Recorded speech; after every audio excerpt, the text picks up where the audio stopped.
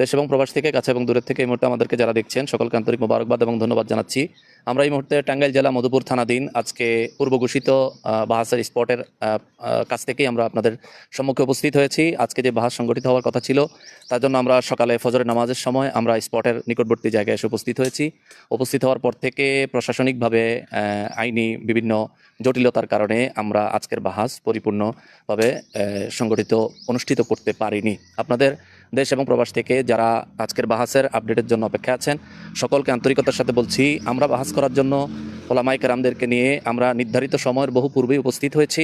ইনশাআল্লাহুল আজিজ আমরা এখনও কাছাকাছি আছি এবং বাহাসের জন্য, সুন্নিয়তের প্রচারের জন্য এবং মিলাদ ও কিয়াম ইসলামী শরীয়তে এটা কোনো অন্যায় গুনাহের কাজ নয়, বরঞ্চ ফজিলতপূর্ণ সওয়াবের কাজ। এই বিষয়টা দলিল ভিত্তিক প্রমাণ করার জন্য আজ এবং ভবিষ্যৎ জীবনে আল্লাহ তাআলা যতদিন হায়াতে বাঁচায় রাখবেন ইনশাআল্লাহ আমরা তাদের মোকাবেলার জন্য প্রস্তুত রয়েছি। দেশ প্রবাসে যারা যেখান থেকে আমাদের এই লাইভে সংযুক্ত হয়েছেন এবং হবেন সবাইকে আন্তরিক অভিনন্দন। আপনাদের জানাচ্ছি যে ঐতিহ্যবাহী টাঙ্গাইল জেলার মধুপুর থানাধীন মহিষমারা যে হাই স্কুল ময়দানে আজকে 3টার দিকে বাহাস হওয়ার কথা ছিল। রসুল করিম সাল্লাল্লাহু আলাইহি ওয়াসাল্লামের মহব্বতের মিলাদ এবং কিয়াম মুস্তাহাব মুস্তাহসান, ইসলামী শরিয়ার দৃষ্টিতে এটা জায়েজ। শতাব্দীর পর শতাব্দী এই আমল মুসলিম উম্মার মাঝে জীবিত ছিল এবং থাকবে ইনশাল্লাহ। এই বিষয়টা নিয়ে যে বাহাসের কথা ছিল, আমরা এই স্পটে মহিষমারাতে ফজরের নামাজের আগেই গত রাত্রেই উপস্থিত হয়ে গেছি আলহামদুলিল্লাহ, এবং কিছুটা বিশ্রাম নিয়েছি নামাজের পরে।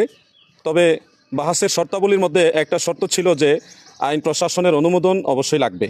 তো আমরা এখানে স্পটে এসে জানতে পারলাম যে প্রশাসনিক অনুমোদন হয়নি, এবং এখানে আমাদের কাছে 2জন এসআই, মধুপুর থানার 2জন সম্মানিত এসআই এসে আমাদের সাথে যোগাযোগ করেছেন। জনাব আব্দুল করিম এসআই সাহেব এবং জনাব ফখরুল সাহেব, তিনিও এসআই, তেনার 2জন, তিনাদের ফোর্সও আমাদের সাথে এসে যোগাযোগ করেছেন এবং তিনারা আমাদেরকে অবগত করিয়েছেন যে এইটার অনুমোদন নেই। এবং আমরা টাঙ্গাইলের সম্মানিত যিনি মাননীয় ওসি সাহেব, টাঙ্গাইলের এসপি সাহেব এবং মধুপুরের সম্মানিত ভারপ্রাপ্ত কর্মকর্তা ওসি সাহেব, তিনার সাথে সরাসরি কথা বলেছি। তিনারা আমাদেরকে সম্মানের সাথে জানিয়েছেন যে অনুমোদন নেই, এবং অনুমোদন না থাকার কারণে বাহাসের শর্তাবলীর অন্যতম একটি শর্ত সেখানে অনুপস্থিত থাকার কারণে এই বাহাসটা সংগঠিত হচ্ছে না। এটা না হওয়ার পিছনে মূল কারণ হলো আইন প্রশাসনের অনুমোদন নেই। আমরা স্পটে উপস্থিত হয়েছি এবং আল্লাহর হাবিবের শান ও আজমতের ব্যাপারে নবী করিম সাল্লাল্লাহু আলাইহি ওয়াসাল্লাম মহব্বতে মিলাদ এবং কিয়ামের বৈধতা মুস্তাহাব মুস্তাহসানের পক্ষে আমরা সবসময় যেমন তৎপর ছিলাম, আজকেও তৎপর আছি। ইনশাআল্লাহ যতদিন বেঁচে থাকবো সুন্নি জনতা রসুল পাকের মহব্বতে মিলাদের ব্যাপারে তৎপর থাকবো ইনশাআল্লাহ। প্রশাসনের সকল দায়িত্বশীল ব্যক্তিদের সাথে আমাদের কথা হয়েছে। আমরা তিনাদেরকে এটা জানিয়েছি যে আমরা আইনের ঊর্ধ্বে না এবং আইন প্রশাসনের নির্দেশনার বাইরে আমরা কখনো চলবো না। আমরা সুন্নি মুসলমান সবসময় শান্তিপ্রিয়। সেই সুবাদে আমরা ওনাদেরকে আশ্বস্ত করেছি যে প্রশাসনের অনুমোদন না হলে আমরা এখানে থাকবো না বা অবস্থান করবো না, এই বাহাসে আমরা অংশগ্রহণ করবো না, যেহেতু অনুমোদন নেই।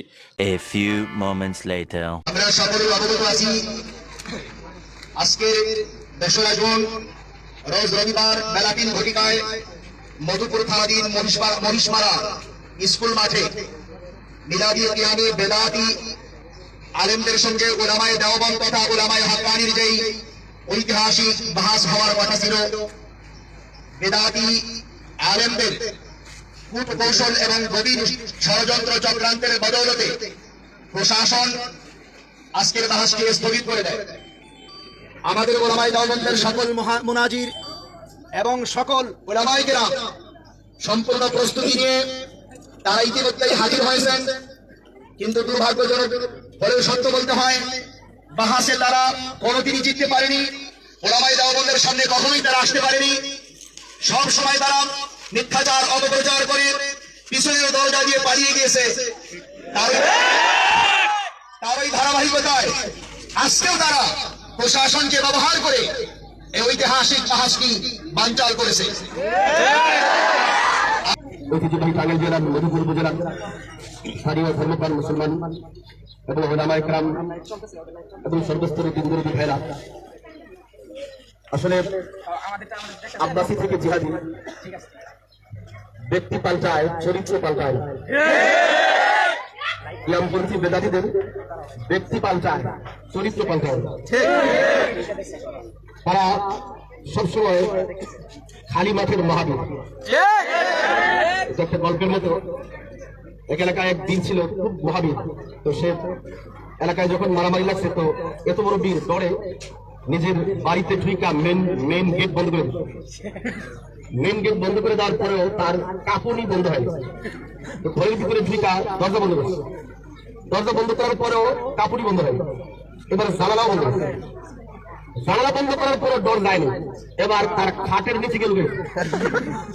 মেন গেট বন্ধ, দরজা বন্ধ, জানালাও বন্ধ, খাটের নিচে লুকায় বলে মানে কত বড় বীর। এই সমস্ত আলাউদ্দিন জিহাদিরা হলো খাটের নিচে লুকানো বীর। যদি হিম্মত থাকতো আজকে মধুপুরের মাটিতে যে ওলামায়ে কেরামকে ইয়াজিদের সন্তান বলা হয়েছে, এই বেদাত প্রচলিত মিলাদ কিয়াম না করার কারণে যে ওলামায়ে কেরামকে হক্কানি আলেম ওলামাদেরকে কাফের ফতোয়া দেওয়া হয়েছে, আজকে আলেম ওলামাদের প্রতিনিধিরা উপস্থিত হয়েছে। আমরা প্রশ্ন রাখতে চাই, আলাউদ্দিন জিহাদিরা তোমরা কোন গর্ত বানিয়েছো? তোমরা পালিয়ে বেড়াও, আবার পালিয়ে পালিয়ে গিয়ে নারায়ে তাকবীর স্লোগান দিয়ে বলবা যে তোমরা জিতে গেছো। এই বাটপারি, ধোঁকাবাজি, প্রতারণা মধুপুরের মাটিতে হতে দেওয়া হবে না।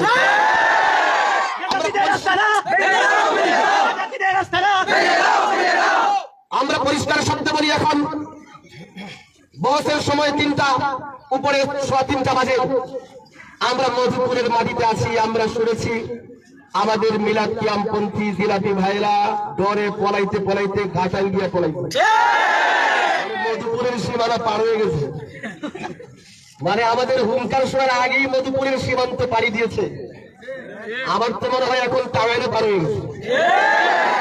এই জন্য আমরা পরিষ্কার শব্দে বলি, দায়িত্বহীন ভাষায় বলি যে দিন বিষয়ে বাড়াবাড়ি করা আমরা পছন্দ করি না, কিন্তু হক দিনকে কেউ যদি কলুষিত করে চ্যালেঞ্জবাজি করে তাহলে তাদেরকে আমরা ছাড়তে রাজি।